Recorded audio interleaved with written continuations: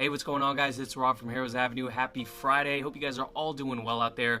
We are going to be talking about the multiverse in today's video and how it relates to the DCU and the MCU because Marvel just dropped some huge and exciting news. I think it was yesterday or the day before. Anyways, we're going to get into that. But first of all, I got to ask you guys out there, how many of you guys saw The Boys season finale? Hashtag Queen Maeve in the comments below if you did see it, because I'm not going to spoil it. But I will say this. Avengers Endgame tried to do this thing in their movie, but it was kind of cringy. But when The Boys did this thing in their season finale, it was absolutely glorious. And if you guys know what I'm talking about, hashtag Queen Maeve in the comments below, because I won't spoil it for you. The Boys is an amazing show. You guys should be watching it. Lastly, before I get into the multiverse stuff, Green Lantern. It is greenlit on HBO Max. We knew that Green Lantern was being worked on HBO Max, but now it is greenlit. So according to Variety, Green Lantern series gets green light at HBO Max. Seth Grahame-Smith and Mark Guggenheim to write. Now you guys might be familiar with Mark Guggenheim. I believe he was the showrunner for Arrow for a while, and I think Seth Grahame-Smith has worked on that CW Arrowverse as well, and he's also like a producer on other movies as well. So first of all, what are we going to get? We're going to get 10 one-hour episodes of this show, which is awesome because, first of all, we're going to get the HBO treatment. You know, I imagine the show is going to be a lot more higher quality than the Arrowverse shows that we see on the CW.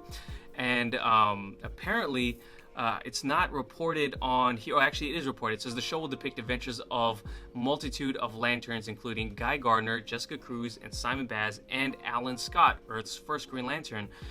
So that's really, really exciting. Now, some people might be a little bit skeptical because of the people attached to write. The fact that it's greenlit for HBO Max, and this is what, their third, I think, for some of them, their third crack at it, because I think Mark Guggenheim even was one of the writers for the Ryan Reynolds Green Lantern movie, I believe. Man, they got to do it right this time. I do think they'll do it right. HBO, there hasn't been an HBO show that has let me down that I started, as far as I know. But because I've been loving everything that I watch from HBO. So I'm really excited about this. Now that it's finally got the green light, 10 one-hour episodes, I can't wait for that. And now, a lot of people might be asking, where is Hal Jordan in all of this? Well, that probably, I'm speculating here, but I imagine that it's going to leave room for Hal Jordan and Jon Stewart to appear in the movies. Hopefully, there is some interconnectivity there, because we all know that's what fans really want. We want a universe that is connected.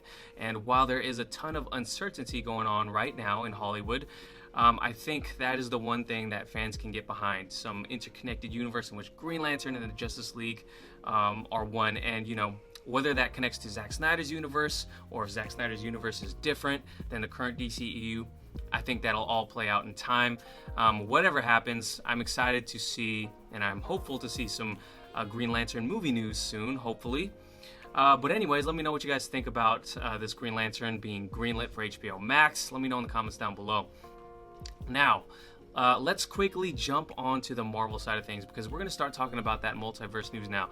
Now, I'm just kind of summarizing what the Hollywood Reporter is saying right now. So basically, Benedict Cumberbatch, who plays Doctor Strange, is signed on to join the cast of Tom Holland's Spider-Man 3. And the reveal comes a week after it was reported that Jamie Foxx's Electro would also be introduced into Spider-Man 3 as well. Now, of course, Electro, Jamie Foxx's character, is from a different universe, from the Andrew Garfield universe.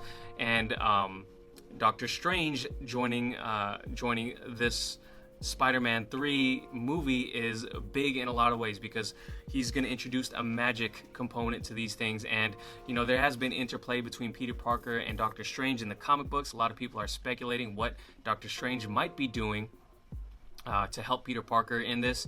But, I've heard speculation of Doctor Strange kind of erasing the fact that everyone now knows Peter Parker's identity. I guess it happened in the comics. I wasn't familiar with that comic, but that would be cool. That would be a cool way to do it. It would be a little bit it would remind me of a situation with Thor when he lost his eye in one movie, and then in the very next movie he gets his eye right back. Hopefully it's not as simple as that, even if that's how it plays out. I'm for it either way, but a lot of people are speculating that Doctor Strange might be the bridge to the different multiverses and getting Andrew Garfield's and Tobey Maguire's Spider-Man together. Now, that's the big speculation. I can't imagine it not happening. It seems too perfect of a storm for it not to be happening. The Spider-Verse, I imagine they're going to do that. For Spider-Man's movie. Maybe not in this one. Maybe it sets it up for the next Spider-Man movie or even a Venom movie. But man, I'm excited for this. The fact that Doctor Strange is joining. I should say also they reported that he is going to be a mentor for Spider-Man. Now I'm not sure I really like that role for him as another mentor, because Spider-Man is in his third movie of his trilogy so far and he still needs a mentor. I kind of, it didn't land for me so much, the whole Peter and Tony mentor for the second Spider-Man movie, Far From Home. I wasn't kind of a fan of what they did there, but man, I think at this point, hopefully that's kept to a minimum, because come on, let Spider-Man do his thing now at this point. Does he really need another mentor? Anyways, I'm going to wait how it plays out, and I'm sure I'm going to have some enjoyment out of it no matter what. But this comes, this news comes after the fact that we know that Marvel is going big on their whole multiverse thing, because Doctor Strange the Multiverse of Madness is supposed to start right after WandaVision, I do believe, and this is just opening up the door to a whole huge possibility of storylines that Marvel can do, and a lot of craziness that can occur. We're hearing talks from other reporters of Kevin Feige approaching other big stars to fill in the roles of alternate dimension, like Tony Stark's, Black Widows, etc.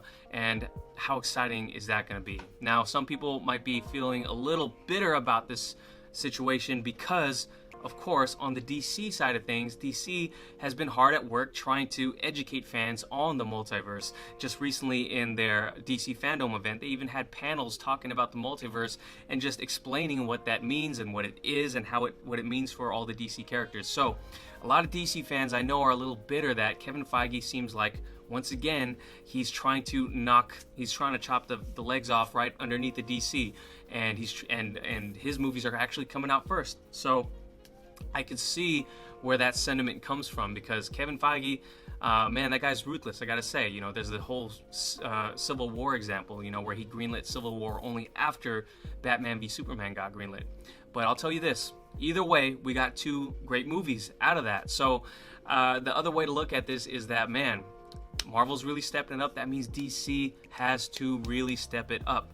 And of course, DC has all of their characters and storylines to work with here. So I don't think there's any reason for DC to not deliver at least some awesome or even better counter programming to what the MCU is bringing. But of course, the MCU is the heavyweight here, bringing all of the storylines that came before it. All of the fans feel like they have to continue watching what happens. So where DC is kind of just starting things off. So there's a lot of room for great storytelling here on the MCU side and the DCU side.